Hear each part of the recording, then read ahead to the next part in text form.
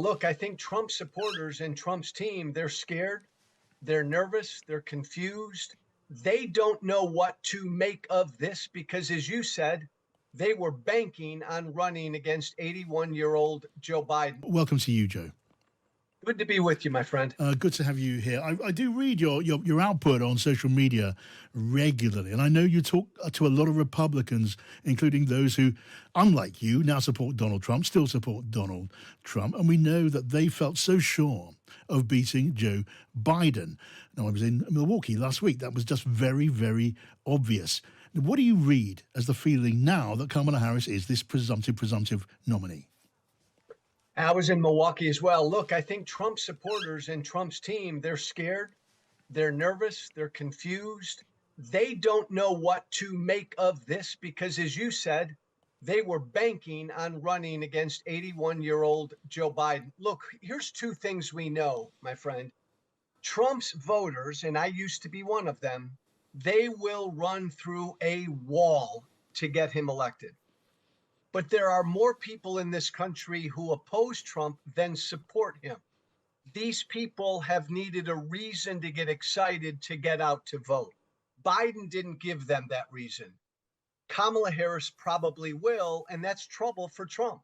Look, there's been movement, Joe, hasn't there, in the opinion polls? I'm going to get into that a bit later on the program. I mean, it's been marginal movement, but from Kamala Harris's point of view, movement in the right direction. But Trump still has more than his nose in front in this race. I think he's still ahead, isn't he, in the national polls and in the key swing states as well. So there's still work to be done if you're in Camp Harris. Oh, yeah. And let me be honest, as someone who never wants to see Trump near the White House again, if I were going to Las Vegas and I had $100,000 to bet on who I think will be the next president, I'd probably put it on Trump if I wanted to win that $100,000. If the election were held tomorrow, Trump would win. You know, like I know, Trump's never going to win the popular vote. Kamala Harris will win the popular vote, meaning more people in America will vote for her than Trump. But again, the Electoral College, Trump now is leading in these battleground states. Kamala Harris and the Democrats have a lot of work to do to catch up. Yeah, but it's of course true that the election isn't tomorrow. It's in November, and now we're going to see a lot more of Kamala Harris. We're going to see the campaign. We're going to see those tens and hundreds of millions of dollars that's being poured in, doing their work in those adverts on TV and on social media all over the country, especially those key battleground states. Just a word on JD Vance, who is Donald Trump's choice of vice presidential pick. He's a convert to Trump, isn't he? A devout convert to Trump, and he plays very, very well with the MAGA Republican base. But is it also fair to say maybe he's not the man now to reach out to swing voters? He was chosen with the idea of a race already being won. It was a mistake. Trump made a mistake. Trump screwed up.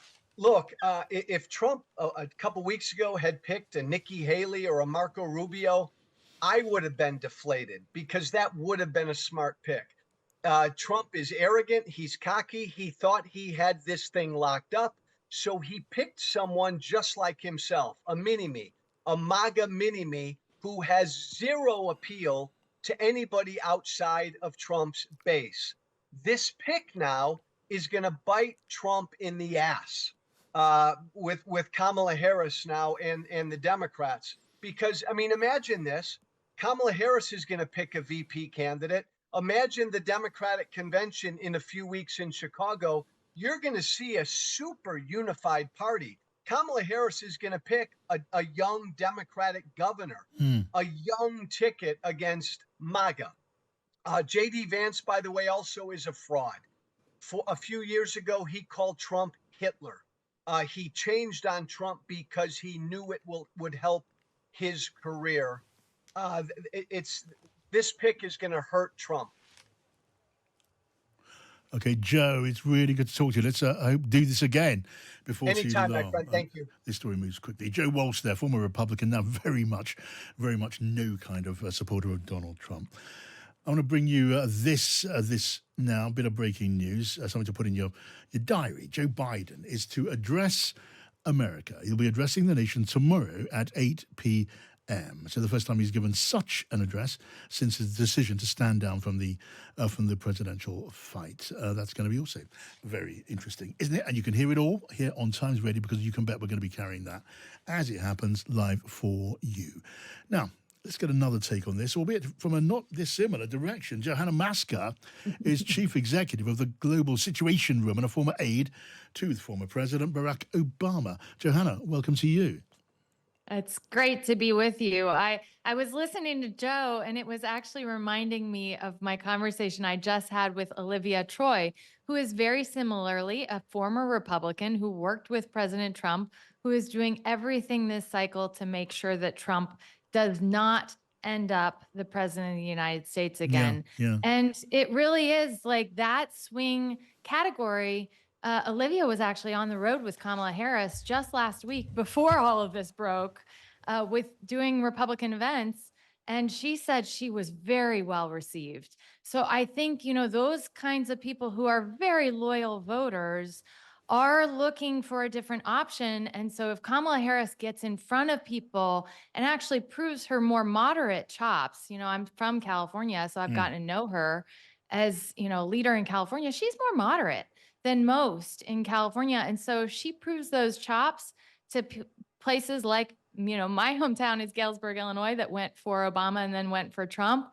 It'll be a very different race than Trump was thinking just last week. Right. Well, it's interesting to hear you say that, because Democrats now, I'm guessing no matter who you talk to, are going to be singing from the very, very same hymn sheet. I mean, I should say tomorrow, I'm intending to talk to people on the Trump side of the aisle, because look, at the moment I'm exploring and fascinated to hear the thoughts of those who are rooting for Kamala Harris. But it's going to be a close fight, and there may be movement, but Trump is still ahead. I want to know what they're thinking on that side as well. But now you're here. I'm really keen to hear what you're thinking. And look, can you tell us that you've always been a Kamala Harris fan? Because until she stepped in, there was a lot of people saying she wouldn't be the ideal candidate. They'd have preferred someone else. Would you have preferred someone else?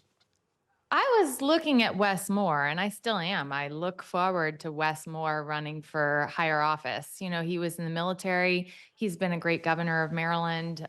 He did Robin Hood Foundation. He was CEO. He also has worked on service in the state of Maryland, really promoting service, which I think can bring people together. Harris has always been interesting to me because she's someone who, California, as a very politically nepotistic state, is very difficult to get at the highest level of politics unless you're related to Pelosi, essentially. And she is not. She rose in the party and really did, like I said, took on a prosecutor role, which is a very, more conservative role, especially in the Democratic Party, but with heart.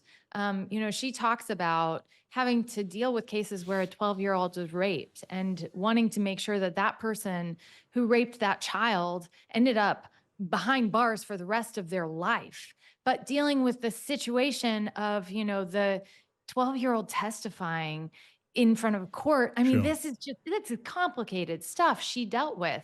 The position of vice president is one that's designed to be behind the scenes. The times that she'd come out in front of the scenes, I didn't feel like she was as comfortable as she needed to be. But I'll say I've been very impressed at her initial rollout. I was a little surprised at how quickly everyone came together, because I kind of wanted a little bit more of a race, not just because, I wanted someone else to end up the victor, but to make her stronger for, an eventual debate against Donald Trump. But as it is, all the ones who might have been a strong alternative contender have fallen in, are now endorsing Kamala Harris. I mean, you like Wes Moore. He's a former service army officer. Another one of those potentials. It was an astronaut back in the days. I mean, it's going to be about reaching the voters that Kamala Harris maybe can't reach or would find it harder to reach. There's still that baggage that she's carrying, though, being responsible for the border. The border has not been anything like a triumph. Is that going to weigh heavy around Kamala Harris's neck, do you think, Johanna? The Democrats have a message on immigration. The Republicans are going to want to paint Kamala as open border and have no plan.